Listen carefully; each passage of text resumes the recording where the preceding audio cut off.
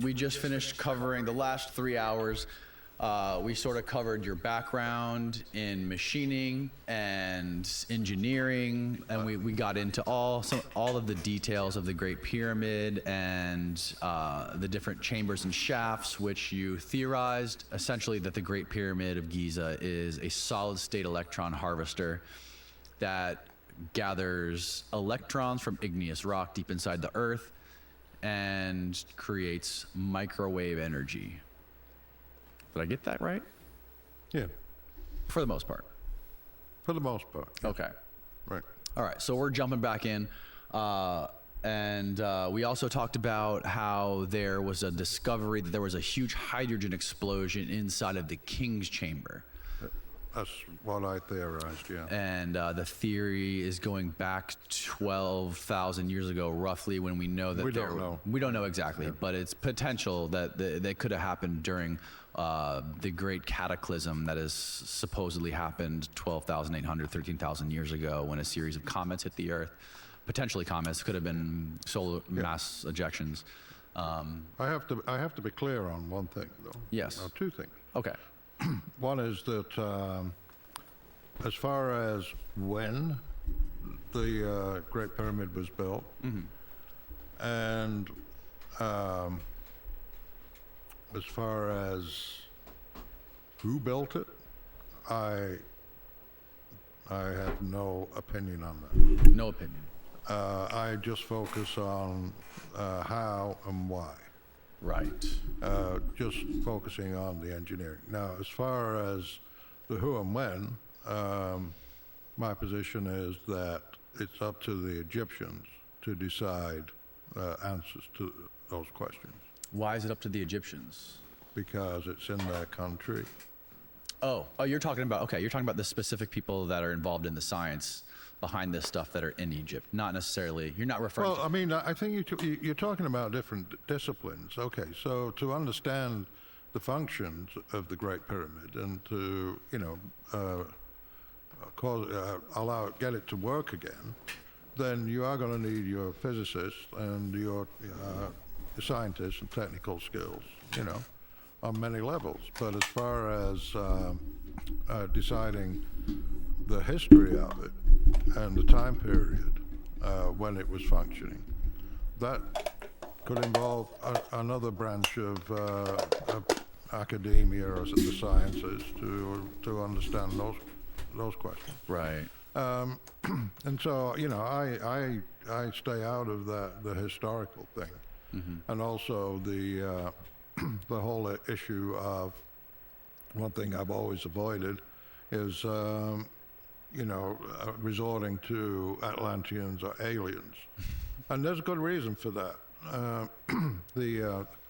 When you look at history and the Egyptians and what they have experienced from outsiders who have come to their country, whether it's from Napoleon, to the British and the Germans and the Americans, they see a lot of their treasured artifacts left the country, and some of those artifacts they're demanding be returned or requesting they be returned, and so another aspect of that is not just the physical artifacts are now leaving the country, but also their heritage is being questioned, and by some people who claim that, well, the Egyptians were not capable of doing that, and so therefore it must have been another race. And I think that is where there is a misunderstanding in terms of how that is interpreted by the Egyptians, because it's like, well, it's not only are they ripping off our artifacts, but they're ripping off our history and our heritage, and so they're very sensitive to that. I don't want to do that because we don't know. And, you know, when you consider looking at these artifacts that are beautifully crafted, beautifully finished, and if you look at what happens to any civilization after a cataclysm, what would happen to its industries, to its scientists, to all the specialized skills that exist within the culture that make that civilization function. I mean, it's so myriad and dynamic and varied and nuanced, and it's, you know, no one person can interpret everything about what happened in a particular culture at a particular time. There's nobody. Archaeologists, historians, they don't know.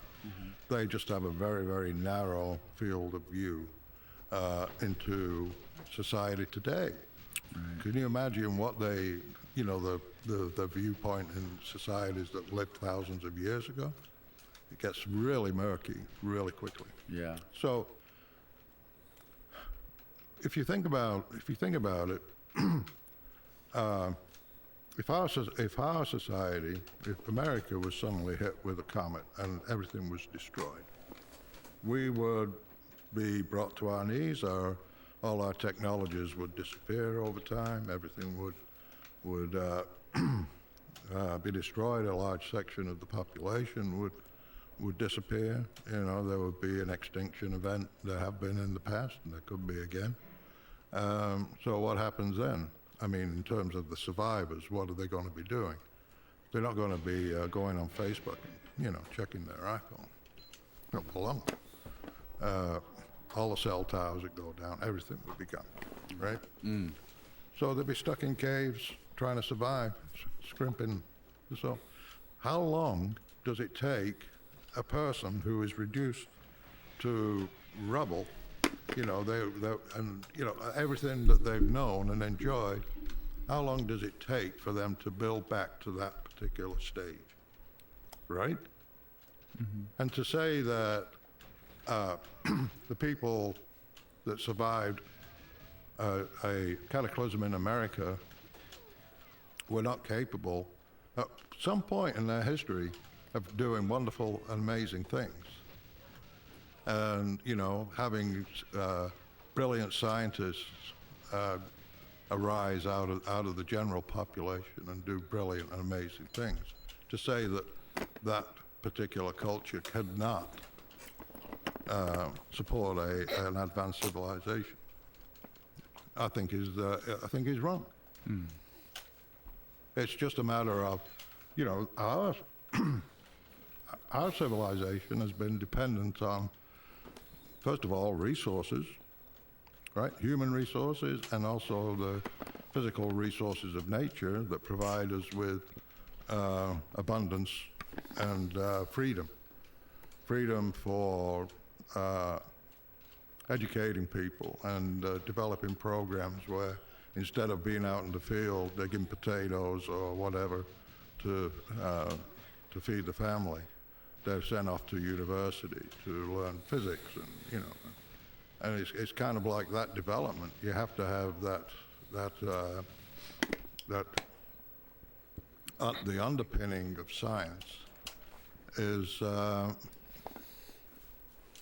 based on people having that kind of freedom, and people around them that recognize that they are different and that they should be nurtured and developed, and they can eventually benefit everybody. And whereas if you're just living in an agrarian society and all you know, just to live, just to survive, you got to work the land. The education institutions no longer exist, and if they did, you won't have time to go to them. Right. Or they may be repurposed to do something else. I don't know.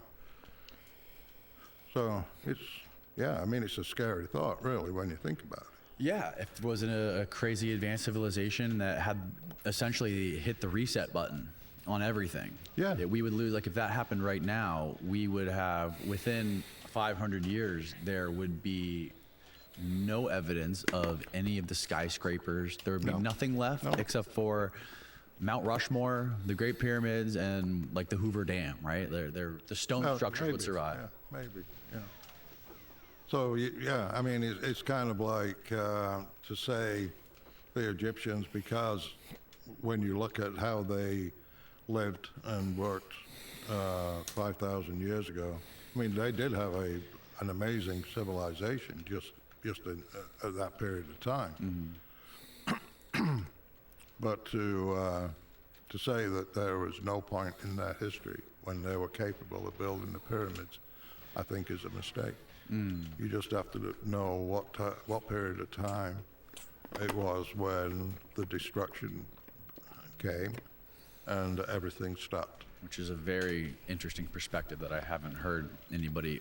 It seems like there's so much war going on between people that are talking about this and debating this. It's become such an entrenched ideology and almost like a religion for some people, to where they just want to fight. But like you said, yeah, it is entirely possible that the Egyptians that came later were just the survivors of who came before, who had the tools and had the machines to build some of these insanely precise structures and objects and machines.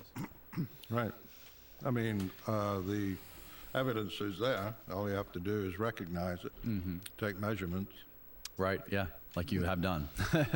So we're looking at the Queen's Chamber right now on your slides. So we talked about the hydrogen explosion, and it would be probably a good thing to talk about the where the hydrogen was created. Yes. And why hydrogen is considered to be the gaseous medium where maser activity takes place. Okay. So if we look at the Queen's Chamber, it had two shafts. In 1872, Wayman Dixon detected a crack in the wall and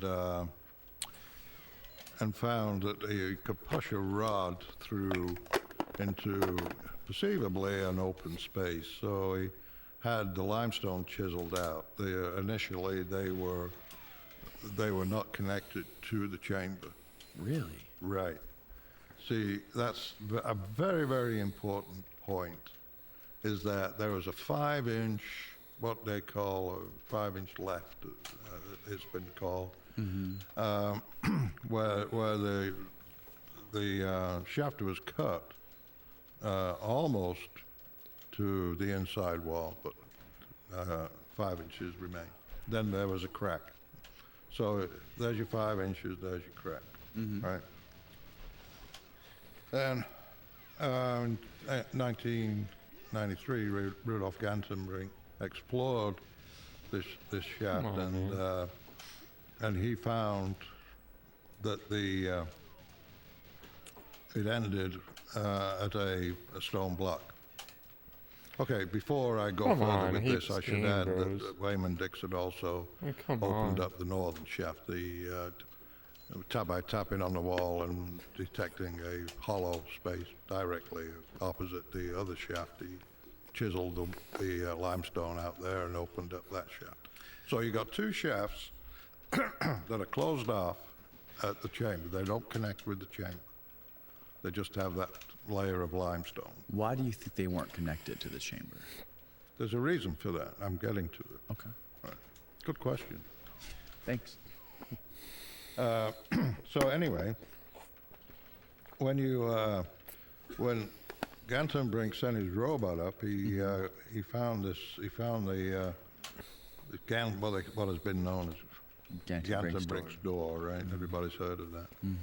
And then through the door, he saw that there were two fittings, metal fitting. I haven't read any metallurgical analysis of what the composition of the material is here, but they have some very unusual features.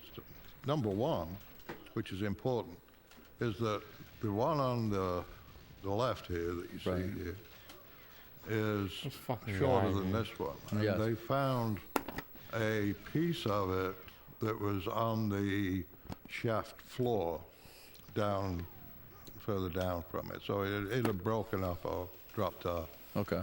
and fell down, right? This one was intact, and but you can see that it was tapered from the top to bottom. Right. You can see a little tapering on that. Right. Okay, so there is a reason for that.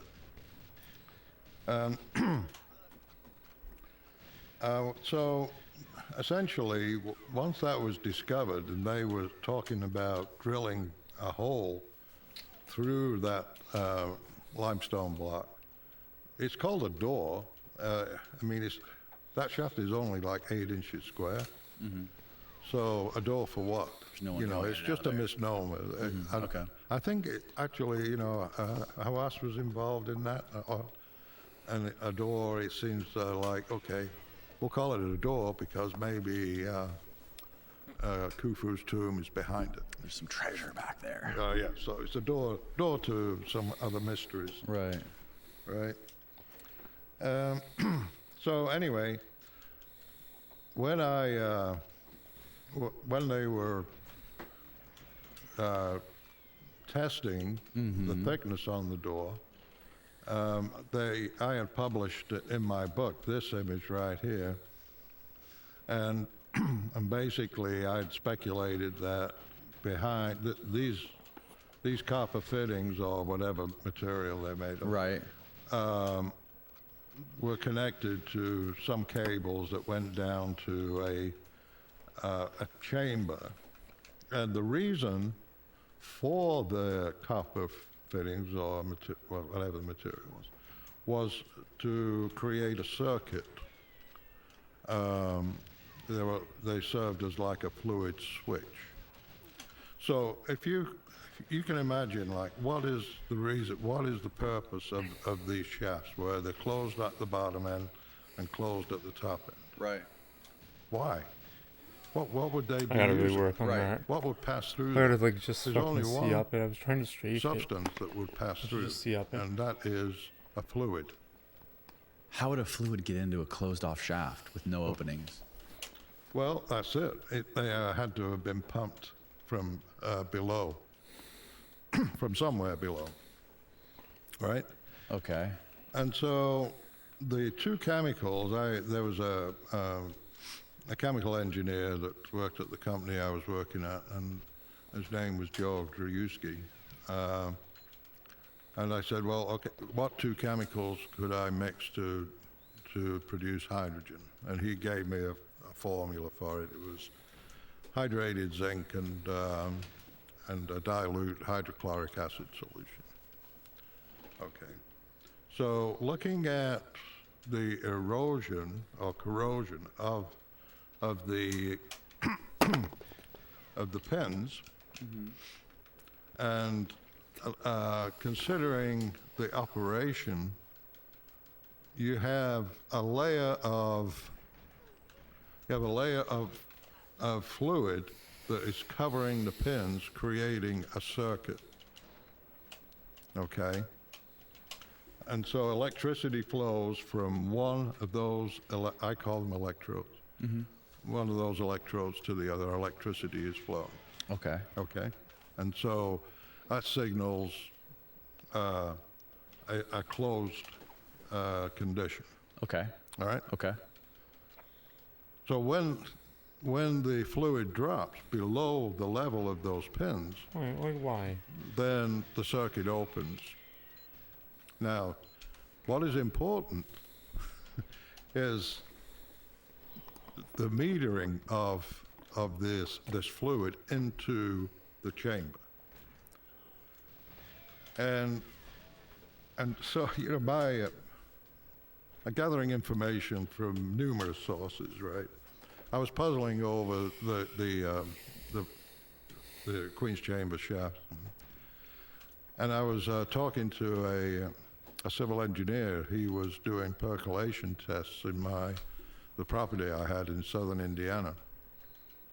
Well, southern Indiana has a lot of limestone, as you know, right? And so I was out talking to him as he was doing a percolation test. And basically what that is, Come on, he man. digs a hole, right? And then he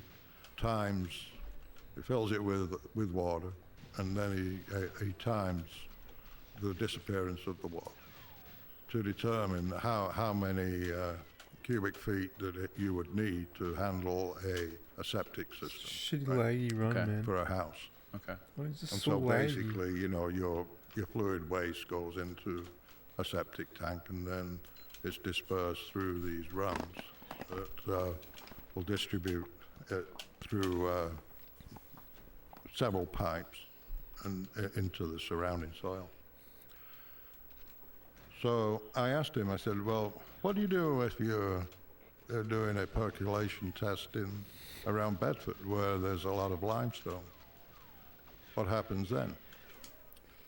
So you dig it into limestone, do you still drill a test hole and fill it with water? And he said, yes. I said, really? He said, yeah. He said, you drill your test hole, and then you determine what the dispersion rate is, or the percolation rate. And I said, well, okay, that's interesting. And what determines the percolation rate? He said the head pressure. The what pressure? The head pressure. The head pressure. Right. So really, that is the weight of water, or the weight of the fluid that's pressing down on the limestone, pushing it through the limestone. You got it? Yes. So it goes through the limestone Goes at a through the certain rate. limestone at a certain rate.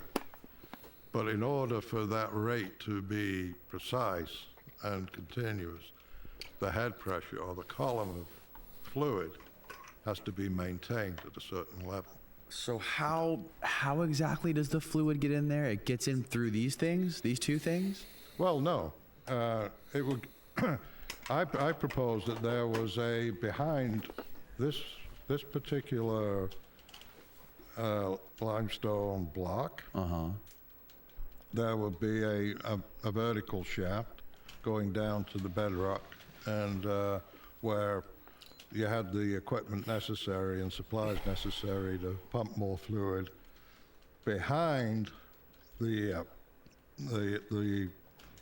Gantenbrink store, and then replenish the shaft and maintain that level. And it replenishes the shaft by going through the limestone, which is the door. No, there is a gap underneath the door, and there's also a notch on the side. So yeah, there won't be any problem with it Come on, man. going through there. So as long as another point I want to make is that, you know, a part of the evidence to support that you say idea. there's a gap under there. Yeah, there's a little notch in the corner over there. Okay. Is those pins are tapered top to bottom. They're thicker at the top of the bottom, Right. right? So if you've got a corrosive fluid that is covering those and then slowly dropping, then you would actually have a corrosive effect that would leave a taper, because the lower parts of that pin would be submerged longer than the upper parts of the pin. Right. And then when the fluid gets below the pins, not touching it anymore, that's when they're triggered to fill it with more. Right, exactly. Okay. Exactly. And notice this kind of substance around there. It's like an insulation. Mm-hmm. Right. Well, this this becomes a little more interesting as we get into further research. Okay. All right. Okay, so we got that. Now, when they actually did the exploration, Yo, Big Toe, what up, bro? they used a Protesting outside Jew-owned why I coffee like shops an in Toronto, impact. insane. tester. What up, Toad? thickness How are you, tester, man? Where It's so crazy, man. Of the door. of the door, yeah. Yeah. So they measure the thickness of the limestone. They See, were they recording it like shut there down the at gardener. 3.25 inches. There's like Okay. police officers like And trying so in my getting in drawing, fights with people that were trying to I get on the gardener. illustrated 3.64 inches. Interesting. So dumb. So just a little bit off, but still close, right? So this is before they drilled. After they had drilled,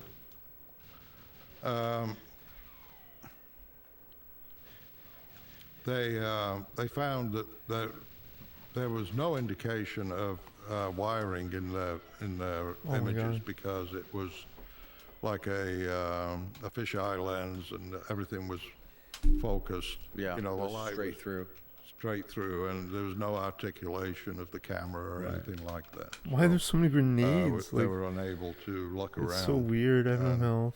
But I LOL. had kind of modified Yeah. my theory a little bit and posted it on my website, and I proposed that the shaft may exist, but it may have been on an angle, and it may go to the outside, to the south. So, Yeah. you know, it's just like, okay, we get It's more really gone to shit, information, we bro. adjust the theory, and Why? we could still be wrong. Right. Like, I come on. probably still am, but at least we're making progress. Oh, wow, insane. Okay, so then Because they have nothing to do. after that, the Jedi program. There's just a bunch of refugees, man. It was a dentist from Hong Kong who was very, very energetic and very persistent, visiting Dr. Hawass numerous times and trying to get permission to do an exploration. And he got a team together from England, Leeds University, and so they created a robot. They called it the Jedi. And they were gonna put the robot where? They're going to put the robot up the southern shaft. Okay. It's being Yeah. Maybe, actually, I should probably go in order. Before that, Sure. okay, when the pyramid, it was a pyramid rover in 2002. Why? When they explored the southern shaft and they drilled through it, and they went up the northern shaft. Oh. Gantenbrink tried to go up the northern shaft when he sent his robot up there, and it gripped the ceiling and the floor, and he couldn't get around some obstructions in the bend. Okay. Okay. The bend that goes around the Grand Gallery. Right. Okay. And so the Pyramid Rover, what they did is they turned their device on the 90 degrees, and it Okay. gripped the walls instead of the ceiling and the floor. Okay. And it got up, and they visited found the same kind of condition, a blockage at the end of the shaft. Wow. And the pins in this Yeah. case look a little different Not much than we can they do. did in the southern shaft. So the pins here are man. basically, you have the left one, it has this kind of a white substance on it, and on this particular pin, it's clear. This pin So also crazy, man. That's your home, man. That's your home. recessed in the granite. I mean, in the limestone. Kind of. The limestone Doesn't have was, to be, but I mean, was cut away. like There was I a consider groove Ottawa cut my away, home. and that pin is recessed in, It's not in like the my limestone. future dream place. I got an but email from a guy in England, and he said Ottawa is not like Toronto know, right now. they Ottawa's used in a much better recessed shape, although we're cathodes getting there. to extend the Ottawa's life fucking turning into of an electrode. And Vancouver. I was like, cool, that's pretty good. So these recesses weren't evident in the south shaft though, just in the north shaft. Right, Oh, wow, just in okay. the north. Okay. But there's something else. There was something else in the You know how the north expensive? shaft that was recorded And at that you might not even have a but it, passport, man. remained You hidden know what I mean? until Not judging anybody just who doesn't like have a a couple passport. of years ago. I'm not judging. but I'm just saying. 2021, which we'll get into. Okay. We'll go back to the Jedi exploration. And what they explored the southern shaft with their robot. They got to add an articulating camera that went through the same hole that the Pyramid rover drilled, and got to look around. And interestingly, you see that the pins, when they push through and enter the space behind Gantenbrink's door, they're looped around and how? seem to be locked into position in the back of the so-called door. And so you also see in this is a kind of like a white substance. Yes. Around that, right? Mm-hmm.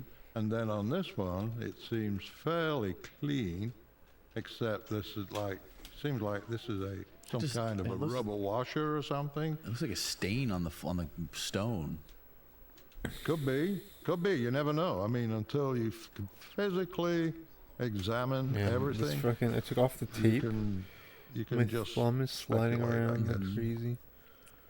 They also were able to look on the floor behind the door, and they picked up these symbols that were painted in. I think I gotta put the tape back on. Presumably red ochre on the floor, and you have this. What is that? Device right here, and then there was a kind of like a letter 5. Number It does look like a number 5, doesn't it? Yeah, and something similar here, but it's hard to really tell. Yeah. So, and then there was also a line, right? Mm-hmm. Which was basically right in line with the pins that came through the door. Okay. Right. So they didn't know what those markings were. They assumed that they were Mason's marks. I actually said, well, no, they're electricians' symbols, electrical symbols, and what this one is a twisted pair, right? So you got a cable with 2 wires coming out of it, and then a couple of clips, one on that side and one on that side, positive and negative, and then the line on the the line on the floor is to identify the polarity of the door. So it's really a wiring diagram. Sorry to interrupt, but this episode of the podcast is brought to you by Verso. We all know how important it is to get the right amount of nutrition, exercise, and sleep as we age. It's something I'm really passionate about and have discussed at length with doctors and nutritional scientists on this podcast. That is why I use Verso. Verso is a company dedicated into translating scientific breakthroughs into products that hold the potential to increase longevity. I take Cell Being every day to help combat aging by increasing my NAD levels with powerful ingredients such as NMN, trans-resveratrol, and TMG. NAD Plus is arguably one of the most powerful molecules in the body, but declines with age. Keeping NAD Plus levels high helps guide longevity genes called sirtuins. Sirtuins are called longevity genes because by activating them, they support overall health and slow down aging-related effects by regulating important processes inside of cells. High NAD Plus levels can improve your metabolism, repair damaged DNA, and ramp up energy production in your brain, immune system, and muscles. Now, you can't take NAD Plus as a supplement because it's too big for the cells to absorb. But NMN directly converts to NAD+, while resveratrol activates your sirtuins, which increases their attraction for NAD. These two molecules act synergistically and increase your NAD+ more than just NMN on its own. Verso also publishes third-party testing from each batch produced to absolutely guarantee you're getting what you pay for. Head on over to ver.so and use the coupon code DANNY, it's spelled D-A-N-N-Y, to save 15% off your entire order, or just go to ver.so/Danny. Back to the show. How would people get up in there? Oh, this is fast. Come on. To read that. Come on. This is such a good run. Good question. This run is insane. Please. When you read more of my book, you will find out. I read the whole thing. Damn it. Yeah. Maybe See, I I need to blacked clean it out on up. this chapter. You know, Maybe. I need to No, clean the it whole- up like no, the big whole Or thing- maybe I know the answer. I'm just asking It, you. it is a maintenance terrible. issue. I'm such a terrible Right, Goldman right. player. Because if you've got, it's like, okay, so we see that one of those electrodes was heavily eroded to the point where a part of it broke off, right? Mm-hmm. Without presumably any intervention by human beings or man or mouse, right? Right. So there had to have been some action on that particular electrode for it to break off. And that's where your dilute hydrochloric acid comes from. Okay. Okay. Then, the other part to that is because that broke off, and because it is an item that would need to be replaced on occasion, then they would have to have some way of accessing it. Mm-hmm. And I first thought about, that there is a theory put out by Jean-Pierre Houdin, who claims that there was an internal ramp, and they used that ramp to haul stones up and build the pyramid. And so I was thinking about the internal ramp, but then I kind of settled on the idea that the most efficient and quickest way to get to that particular spot. See what I mean? Like, we're having way more runs now. face. Like, Just a very short stuff is happening. tunnel Because I'm thinking, even if I do get the for crouch maintenance guy workers to reach to the open back the of glass that door, pull the out chance of me surviving the after existing door is and just put as another low one every in. run as you see me So they can passing remove away. the outermost blocks of the So face of the for pyramid and that just to go right happen- in there. Yeah.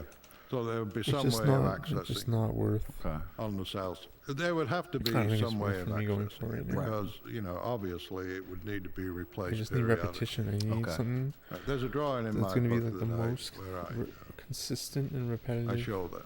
Right. Okay. That's what I need right now. So that's it on the. So if I get that force on the stuck every southern single shaft. run and just And because what I need to And do, I need to so start shooting earlier there is there still more to in the learn dark room after about, shooting in the corner. about I got at to what shoot. point I got to or be where shooting the coming out of fluid that is corner. introduced. I had assumed that the fluid was introduced can't behind the blockage, or behind the Gantenbrink Even store, just and its counterpart on the set north it side. So dominance with the lag. my scheme was that the chemicals will be delivered to the back of those blocks, right? That was until 2021.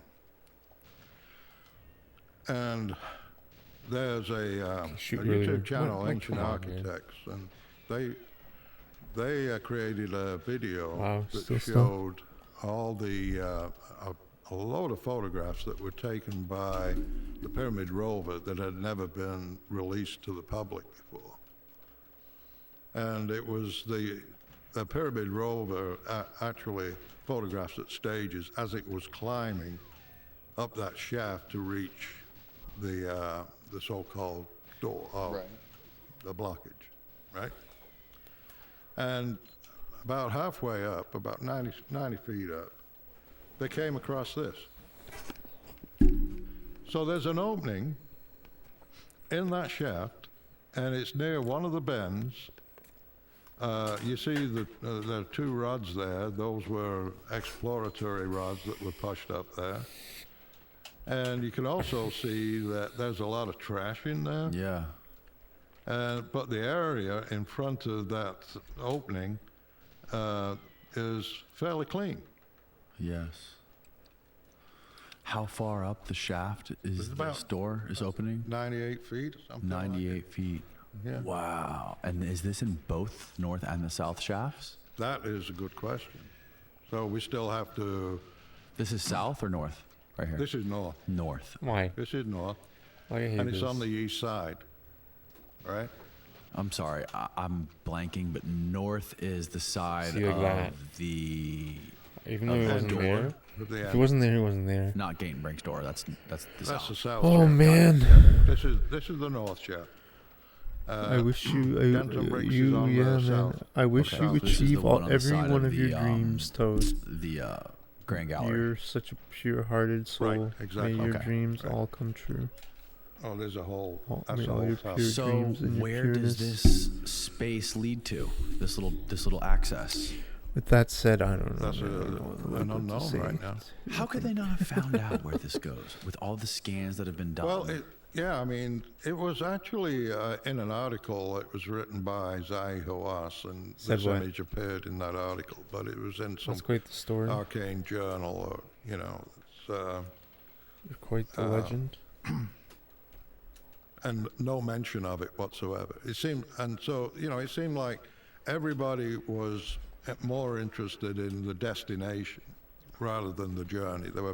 They were just pressing on to seeking the end of the shaft rather than paying attention to what That's nice. was appearing in the nice you do. cameras on the way up there. That's insane. Yeah, isn't it though? So this could be where they introduced the chemicals. Right. Bought dinner for a while. Exactly. Where do you speculate the other end of this little doorway is? Right here. Where's this? This looks like it's outside. It's outside the pyramid, and it's on the east side. Well, Toad, let me say you deserve to have all near your the dreams center come of the true pyramid. Okay. because of who you are, So not because of what you've done. this vertical shaft is like I buy you food. there are two cool. parts to it, right and left, right? It's nice, yeah. It's kind of interesting. The surface of this wall, or what we're seeing right here, the back wall, is kind of interesting. It doesn't appear to be natural limestone, insane. and it's kind of like there's a separation between it and this wall right here. You see, Right. right? So I don't know, what was happened in prehistory or. It looks like recent stairs down there. yeah, but no, they're not stairs. Amazing. Oh, okay. But a funny story, when I was Yeah, there buddy. in 2021, my hat blew off and landed down in there. Oh no. Yeah. Did you go get it? No, a very nice young man, Egyptian young man, jumped down and got That's it. what I Oh, mean, man. nice. Yeah. I think I gotta do So, some sort of It was windy. international fucking missionary. Maybe I gotta join so, Greenpeace or what something, I would like to do, is work to, for some international do an missionary experiment development volunteer and, shit. and Because I need to do something the wholesome, man. North Shaft, And just there's cap no it jobs off here, in the dude. Queen's Chamber and just pump water in it until it reaches That's the crazy. level of that shaft, that I opening. think I gotta. And, I think I'm gonna go and then overseas. monitor I what don't need goes to go on far the to do it. outside, see where it goes. I But suspect. Where do we I get? kinda wanna how go do we far, get the though. liquid into the north I shaft? want an Through excuse here? to go far. No, through the Of Queen's course, with Chamber. my girlfriend, but Go into the Queen's Chamber, cap off the with my girlfriend, the then it would have northern to be with a shaft. job. And fill the Queen's Chamber up with water. No, fill the shaft with water. Can't be Just neat start pumping water into the any shaft. more than Pump do water it. into the Yeah, shaft buddy. And then see if water I comes out. really, I Right. had a really good conversation. Okay. That'd be cool if we could do that. I think I really am going to Probably not in my Or lifetime. couldn't you just the fill life this thing up insurance with thing, water let the license until lapse, it eventually 'cause comes out of? See if it ever comes out. Well, of they the could shaft. never do that. It's costing You'd money. have to do that It's because costing like of $80, $90 a different month. levels they're at. Oh, got it. To Okay, yeah, maintain that the makes sense. It would license. just start pouring out of here. I got it. Yeah, Yeah. it's gravity. Gravity. It's fucking Damn bullshit. gravity. Damn gravity. So Wow. So this would be potentially. And it what costs do you think the $700 function to get of the this license if you would pass be? the exams This first opening try. here outside of the pyramid. So the question is, this am I? would Do I facilitate see myself making money in the next 6 some months? I don't. means So to deliver the chemicals I think it's time to to quit. the individual shafts. One on the Quit. northern I'm shaft paying and the into it, southern shaft. and I'm quitting when I'm paying into Right. But it. didn't you just say if Not we even poured stuff quitting, in there, it what's would it- never what's that reach the called? shaft? Not without pushing it up there. Where you stop you'd have to giving money push to it. something You'd have to that you push it. don't want to So, give I money to mean, anymore. You would restore it to its original function and pump it up when there's a signal for more chemicals.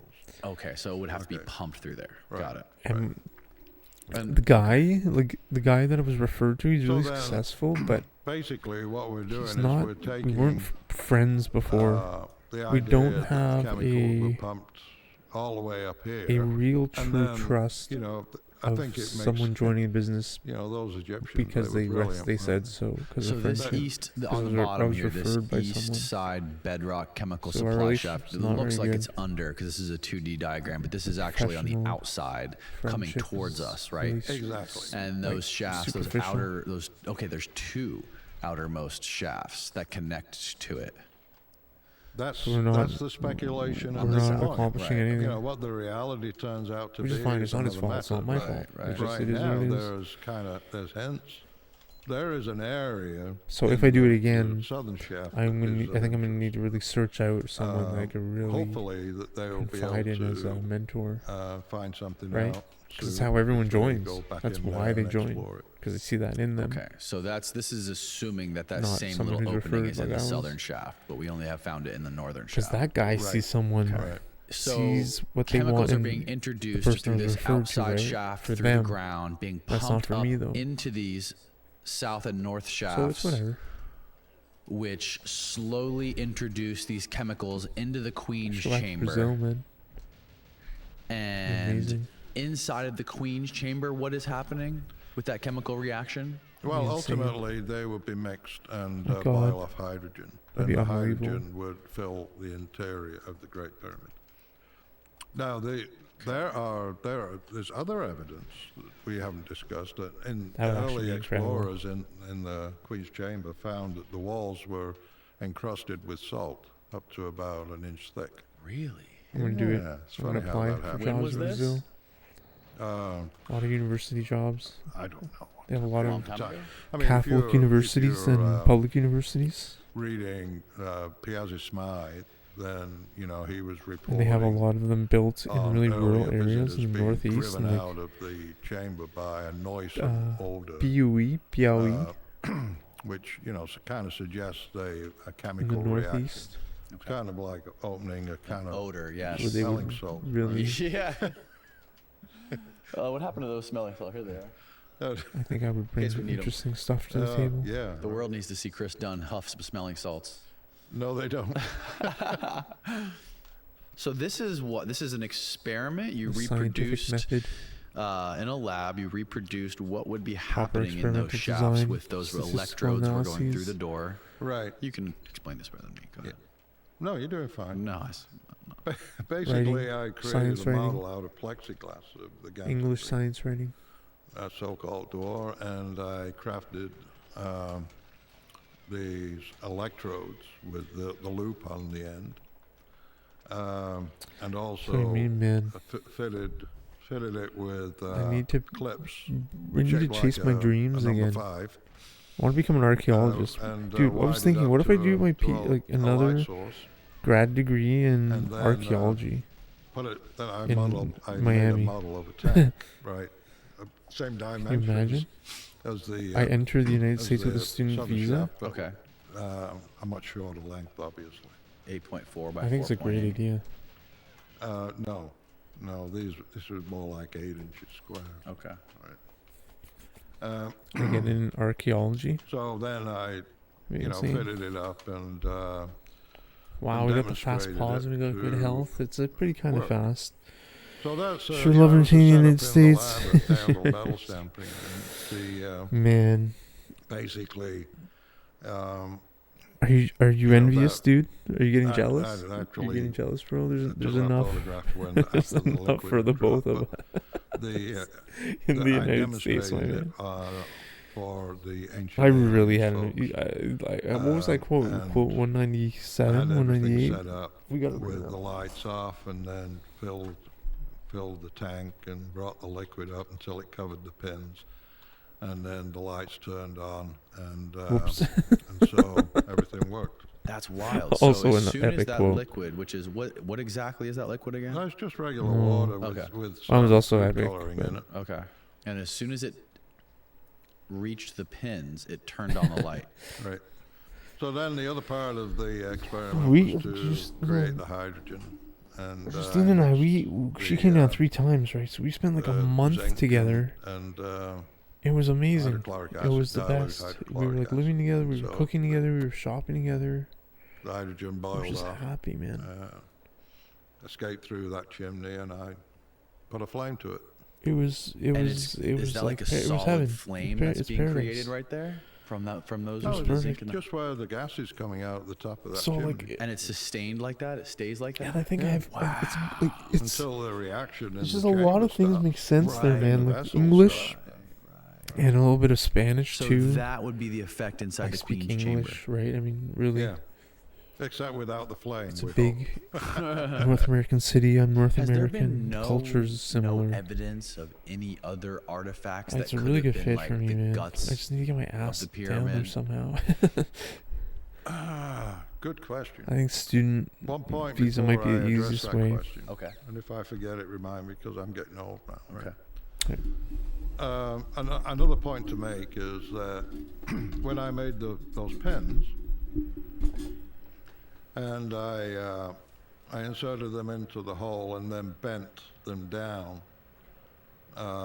90 degrees, right? Mm-hmm.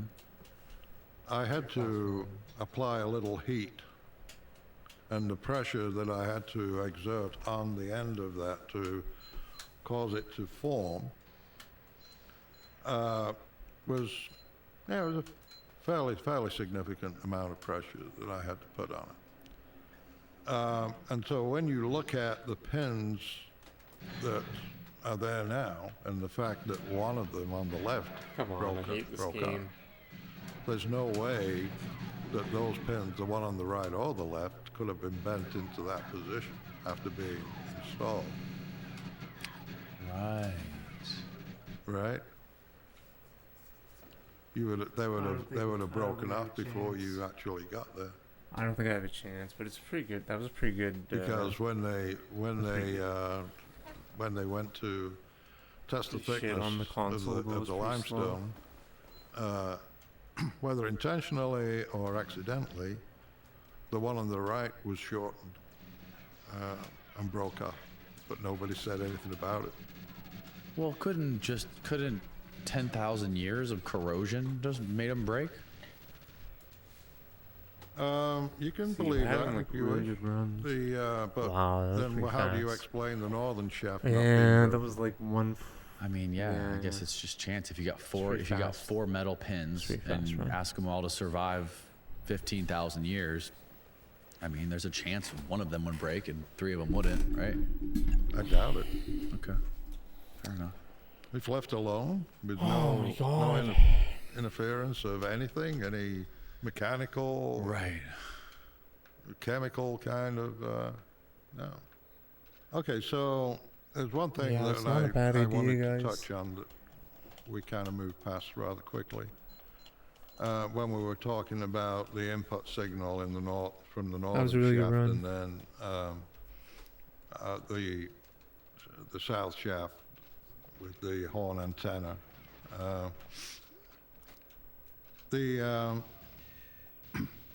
The inlet point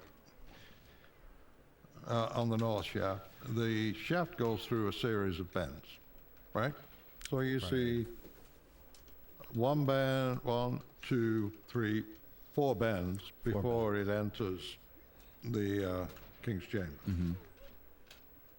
The point where it enters the King's Chamber is 1/4 of the distance of the length of the chamber. So in, like a resonant cavity, a standing wave, the quarter wave point is considered to be a point where the highest amplitude of sound would exist, or the energy would be the greatest at the quarter wave point. Mm-hmm. That's a significant point. The other thing is that there are 4 bends rather than just Come one on, man. Mm-hmm. or 2. Why? And that is in the design of waveguides, as according to my good friend and aerospace engineer Eric Wilson, would be used to correct the beam. They go through different kind of steps. So you'll find along the shaft there is a step down in one area. Another place there is like a bump where the shaft is constricted. And so he believes that those are definitely, like fingerprints of an ancient waveguide. Okay. The other point to make is you see where the shaft is located, right? True. And the theory about why it is bent is to pass so it doesn't interfere with the Grand Gallery. And you'll see where if it just went out straight without those bends, it would miss the Grand Gallery, Right. right? And so that seems to... By about 3 feet. Yeah.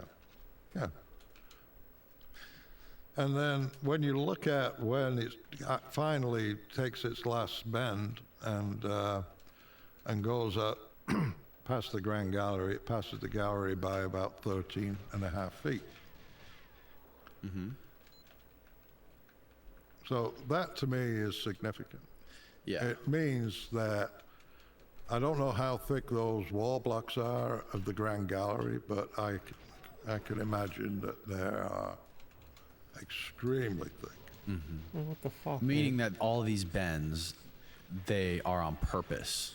Yes. They aren't just to. It's not like they were just figuring this out as they went about building it. It's not like, oh look, this is too close to this. Let's build it out this way. Like no, these bends have a specific function. Right. This is a Oh wow. 3D drawing of it, where this was actually taken from Gantenbrink's drawings. So he's the one that did all the measurements.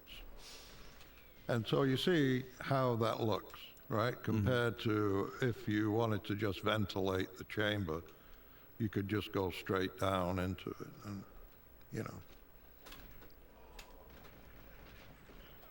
Come on, the man. position where that enters the chamber is so specific. And The quarter wave location. the quarter wave location. It's undeniable. What is so the specific fuck, about man? That it's at a high energy point in the resonant chamber. Oh, okay. Yeah. The Caviglia tunnel. What is that? The Caviglia. Caviglia was an Italian explorer who reportedly dug that tunnel to reach the northern shaft. Oh, really? Yeah. And you see where that bend I is? Yes. That's where Gantenbrink installed the ventilation fan. Okay. Yeah. And this sort of invisible shaft, the less complicated ventilation shaft, that's how they could have installed it No, it's to be simple. if they wanted to make it easier. Sure. Yeah. That's the point I wanted to make on that. Okay. Very interesting. Yeah. Couldn't we scale this whole pyramid down and sort of test everything on a smaller scale to see if it works? Like to make a pyramid that's like 1/10 the size of this pyramid, just to see if it works on a smaller scale? Oh man, I don't know if I That's a want to good play question, this. and yeah, a lot of people will have asked that. I think I in might do terms of something else. scale, Might play you some can't other really game. scale down a waveguide that has specific dimensions in order for it to function. Okay. So it's like, it's going to be I really might play 8.4. something And else. then as Might far play as some like Kaiser Mario, how maybe? the entire system operates, it covers 13 acres. So it's collecting Right. energy from over a 13-acre area. Maybe.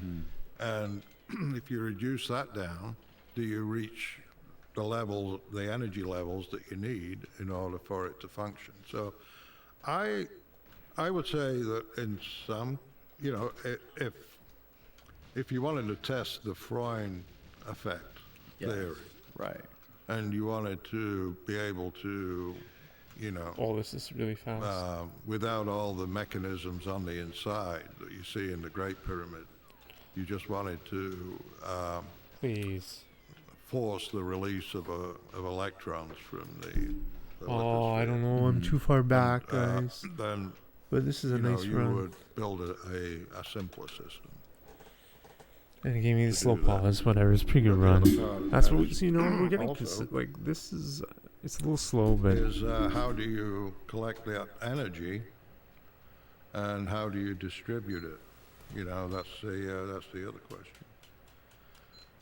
And so this is where I get a little creative. Oh, look at that. That's beautiful. This episode of the podcast is brought to you by Mudwater. Mudwater is a coffee alternative containing 4 adaptogenic mushrooms. With only a fraction of the caffeine as a cup of coffee, you get energy without the jitters or the crash of coffee. And each ingredient was added for a purpose. Cacao and chai for a hint of caffeine and hot chocolate-like flavor, lion's mane to support focus, cordyceps to help support physical performance, and both chaga and reishi to support your immune system. What I really love about Mudwater is that it tastes great, and they took their time to find all the perfect ingredients to develop a product that helps you feel better every single day. Mudwater donates monthly to psychedelic research and treatments as they believe the country is in a mental health epidemic and sees psychedelics as useful tools for individuals with depression, PTSD, anxiety, and other mental health experiences. So get 15% off and a free frother by using my link below, Yeah, I mudwater.com might try- /Danny, I might do and something use the else. code Danny at checkout to get 15% off. That's mudwtr.com /Danny and use the promo code Danny at checkout to get 15% off. It's linked below. Now back to the show. So is this what it looked like when it was working? So Okay, I see. Basically, I see the vibrations coming from underneath the earth, hitting up into that 13-acre square bottom base of the pyramid, right. and it's okay, and it's traveling up there, and it's the interesting thing about the first thing I noticed about the chambers in the pyramid, they're not directly underneath the God, very slow tip of pause. the pyramid. You know, I would imagine that you'd want this thing to be symmetrical, like it's off center, which is interesting to me. That's interesting. The Queen's Chamber is pretty much central, Okay. right? And the top of the Grand Gallery is pretty much central, but the King's Chamber is offset. It's offset, right? Yeah.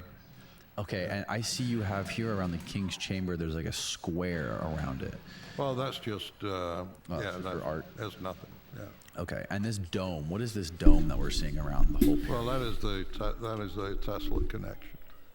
That's the Tesla connection. With the Freund, you see, with Freund's experiments, he needed to have the handshaking going on. So as these positive holes are released from the lithosphere, they have to join with negative electrons and basically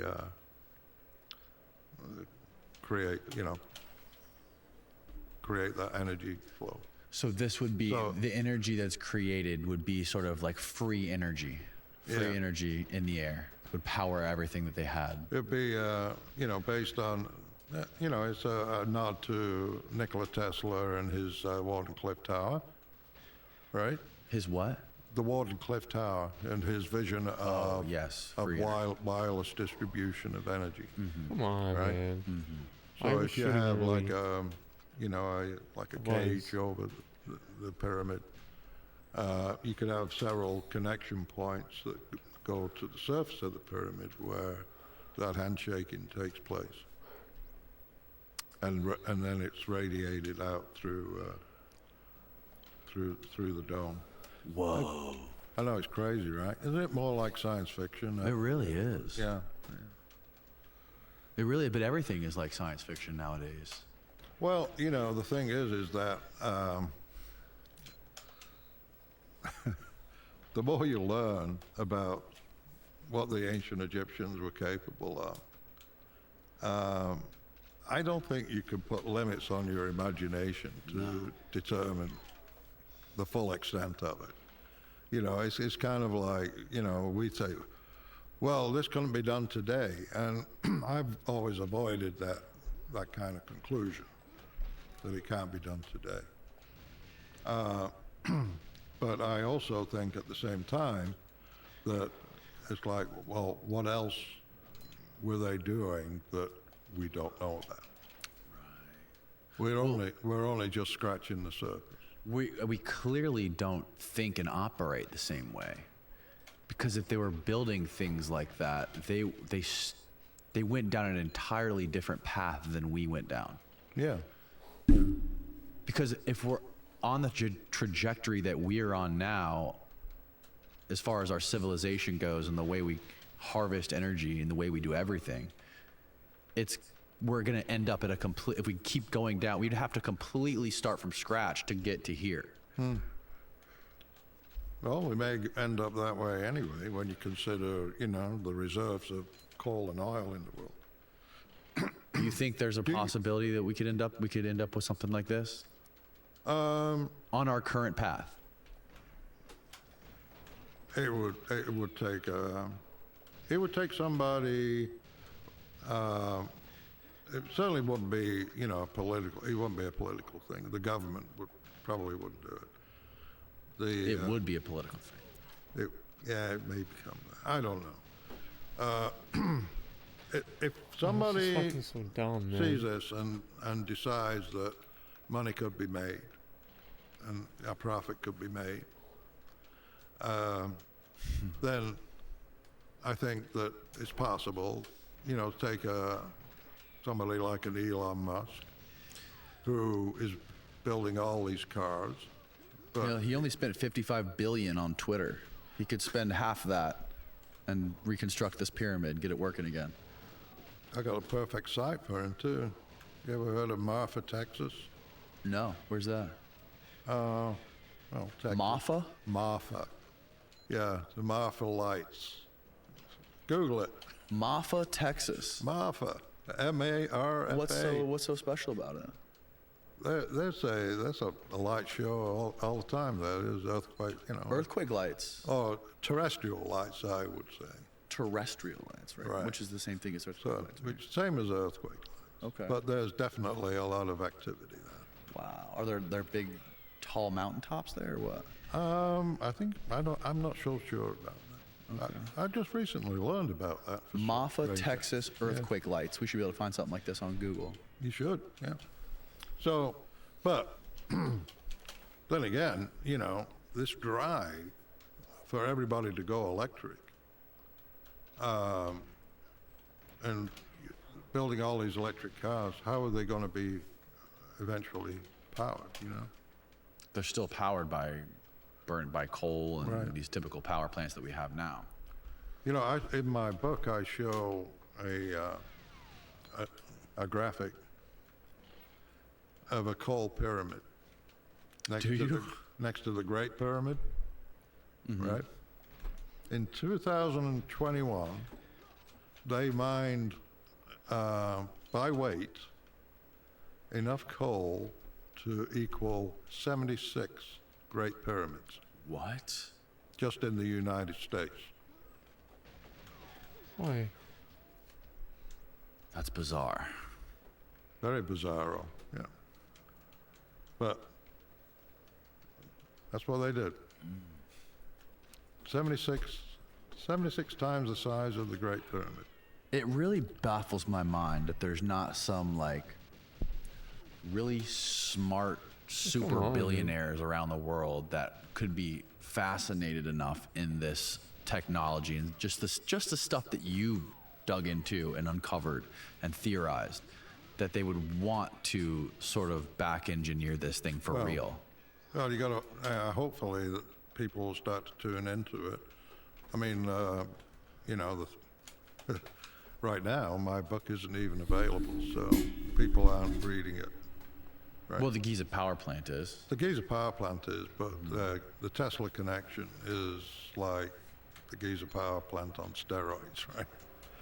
It's got a lot more to it. Because it introduces the idea of the igneous rock creating energy. The Freund effect. And the as they call it. Freund effect, right. And what do the other two pyramids have to do with the big pyramid? Are they similar in construction? Well, I think that all the pyramids really will serve the same purpose. They just Try to throw it out more, like perform in into different ways. like, I'm not placing the grenade in the right spot. Essentially, I'm not. you have a very energetic part of the world, I didn't which upload is the thing that part anyways. of Egypt. I gotta learn how to do the drawing grenade energy throw from properly. the Earth's lithosphere. You go to Saqqara, it's a very lively place, very lively. What do you mean lively? Vibrations and Tectonically live? well, whether it's it's tectonic or just the way it has been terraformed in a way to. They've got a lot of these deep shafts and tunnels, miles and miles of tunnels in and around, under and around the step pyramid. I think that whole area is a massive. It's all part of this. Energy manufacturing site. Yeah. Have any explorations been done on the other two pyramids that are next to the Great Pyramids to this level? Like, do they know if they have the shafts and all the chambers just like this?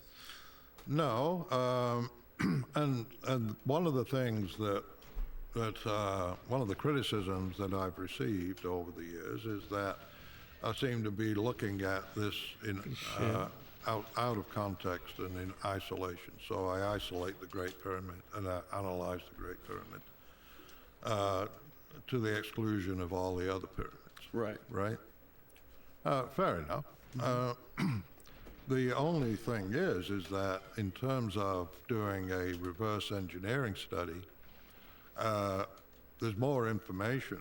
The Great Pyramid has produced more information and more interest than any of all the other pyramids combined, for researchers. So, the available information on it and the technical aspects of it and the dimensions of it have been a focus of many, many researchers over the years. And so all that information is like preliminary information whenever you're doing a reverse engineering project, is taking measurements of what you want to reverse engineer. And all that work has been done over and over. Right. I wonder if the other two pyramids, though, could have been like backup generators or something. They could have served as sort of a 200 crutch quotes for the now, big bro. pyramid or something. That's awesome. If there was any sort of, there had to have been some sort of function for those. We have 200 Yeah, quotes. I think, You may I have think one they all of worked the in unison. highest number of They quotes may, have played of off each our other circle of friends. because That's pretty good. frequencies, sound. I've I'm described not the saying Great it's like Pyramid as a huge it's- musical I'm just saying instrument it's funny. I like because having of anything to look its back on. nature Right. when you go on the inside of it. Right. Now, what about the Sphinx? How do you think the Sphinx ties into I it? Do guess you think if that's a stream part of the like engineering? 120 hours a month. You're gonna build we up talked some about quotes. Cadman's hydraulic pump generator, right? A little bit, we did, Right. yes. Okay. So if you look at the water erosion, the Sphinx enclosure, and the signs of water erosion in and around the Giza Plateau, there are deep shafts, near, the pyramids to the east, small pyramids, Queen's pyramids they call them, to the east of the Great Pyramid. Right. And then some shafts that have signs of water erosion. Some shafts are clear, like no water erosion whatsoever. And then there's a really deep shaft that's off to the south. When I saw it in 2001, they had dug down about 100 feet, and they were still digging sand out of it. So I don't know what the status of that project is anymore. So there was obviously a lot going on. So dumb, man. And hydraulics does seem to enter into the picture.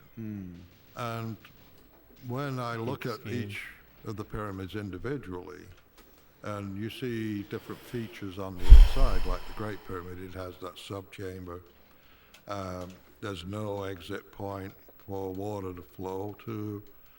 And so when I think of the Cadman model in terms of a hydraulic pulse generator, my thoughts turn towards.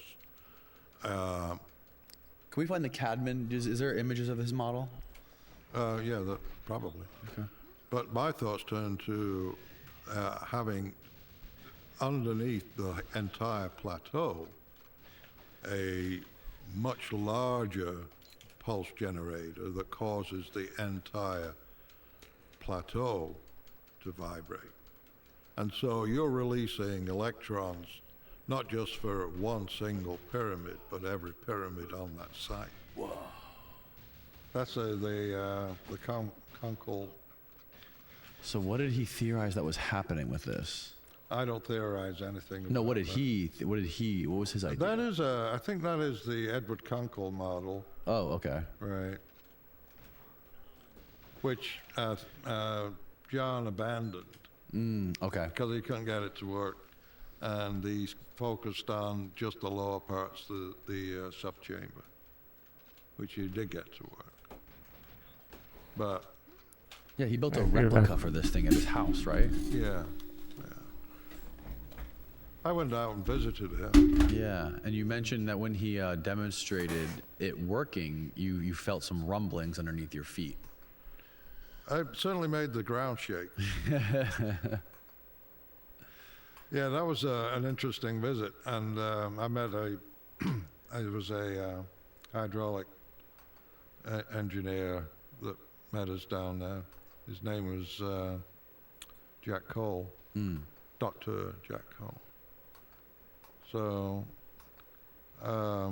John started up his machine or his pump, and then it started to flow down into a catch basement. They had I think it was a spring-loaded valve at the bottom,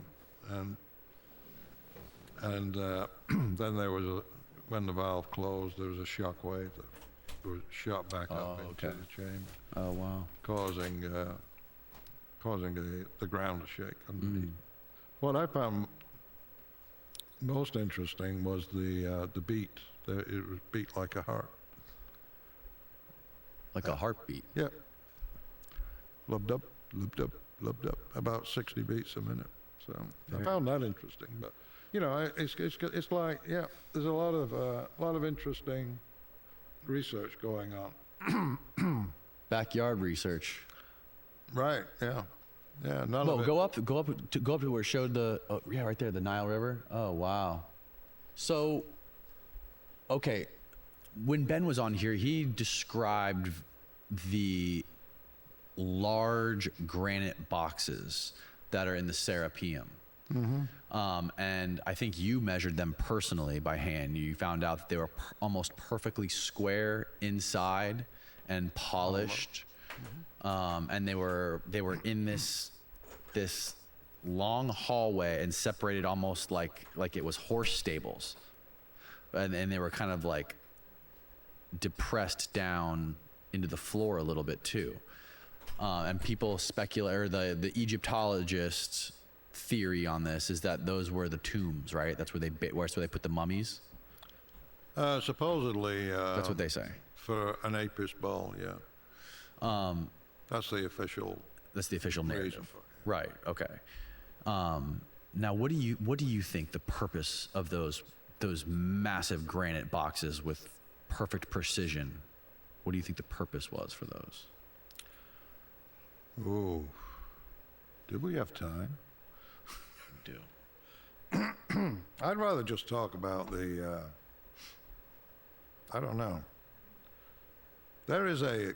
You don't like talking about it? There is a chapter in my book right, on the Serapeum. And it introduces some ideas that I picked up along the way, and addresses some of the criticism that I've received. Some of it rather harsh and incorrect, and some of it quite nasty. So the problem that you have when you're talking about measurements and you're going into obviously a site where work has been performed, whether it is a site you would go to today or a site that was created 5,000, 10,000 years ago. Pick your date, I don't know. And you are doing an analysis. How far do you go with your analysis? And what are your motives for going there? I think I'm gonna read somebody. I'm gonna read somebody right now. It's 10 o'clock. I'm gonna enjoy my My night. history with the Serapeum We could an hour and 20 goes back minutes. to Yeah, I mean, 1995. did away the stream earlier. That's like 4 hours. And in 1995, I went to Egypt on the invitation of Graham Hancock and Robert Baval. Graham was in the finishing stages of his book, Freedom. The Is he Fingerprint unionized? Job. What do you mean? Does that mean And our I had bills are gonna go read higher? Does that Robert mean we're gonna have Baval's to pay book, more? The Orion Mystery, and in that book he had described Gantenbrink's We exploration might read of somebody. the southern We shelf. might not. So I was very interested in that, very excited about it. Oh, And jeez. so I sent a letter Ninja. to Robert via Mop. his publisher and enclosed a copy of my article, Advanced Machining in Ancient Egypt, which appeared in Analog Science Should we do Fiction, Ninja? Science Fact. We gotta do ninja. 1980, Alright, let's open this August link. 1984. It appeared as a fact article, by the way. Ooh, nice. Not- Congratulations. Not science fiction. Not pseudoscience, you mean? No.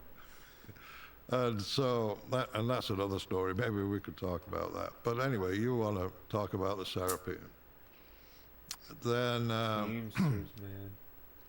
one day after, I went over there. Teamsters, They interviewed bro. me in Everywhere. the King's Chamber. And then and the following day, they were off to film in the Serapeum. And I met a guy there. His name was Robert McKenty. And he was a Canadian who was doing some research for a website that he had developed. It was an educational thing. Thanks for being here, bro. I think is Thanks for being here, man. sunship.com, I think is the name of it. So anyway, he suggested that we get a taxi. He wanted to show me an artifact at Sakari.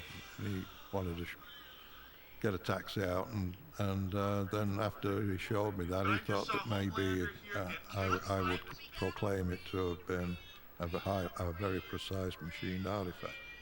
I looked at it and I said, no, it's not conclusive.